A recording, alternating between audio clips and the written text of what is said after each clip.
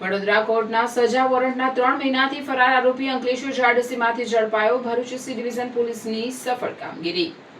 ભરૂચ શહેર C division પોલીસે વધુ એક સફળ કામગીરી હાથ ધરી છે. વડોદરા કોર્ટ દ્વારા સજા વોરંટ જાહેર કરાયેલા અને છેલ્લા 3 મહિનાથી ફરાર આરોપીને અંકલેશ્વર જાડસી વિસ્તારમાંથી ઝડપી પાડવામાં આવ્યો છે. પોલીસ મહાનિરીક્ષક સંદીપસિંહ તથા ભરૂચ જિલ્લા પોલીસ અધિક્ષક અક્ષયરાજના માર્ગદર્શન હેઠળ નાયબ પોલીસ અધિક્ષક સી કે પટેલના નિર્દેશનમાં ફરાર અને વોરંટવાળા આરોપીઓને પકડવા ખાસ ટીમો બનાવવામાં આવી હતી.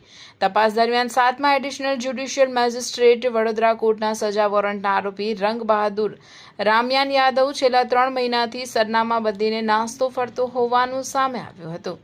પોલીસે social data analysis, human intelligence અને ટેકનિકલ સર્વેલન્સના આધારે આરોપી અંકલેશ્વર જાડસી વિસ્તારમાં હોવાની ચોક્કસ માહિતી મળી હતી.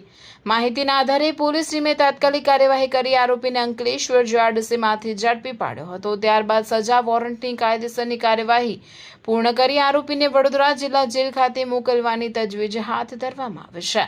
આ સમગ્ર કામગીરી પોલીસ ઇન્સ્પેક્ટર એનઆર ચૌધરીના માર્ગદર્શન હેઠળ પીએસઆઈ એએન ચૌધરી અને પોલીસ સ્ટાફે ટીમ વર્કથી સફળતાપૂર્વક પાર પાડી હતી.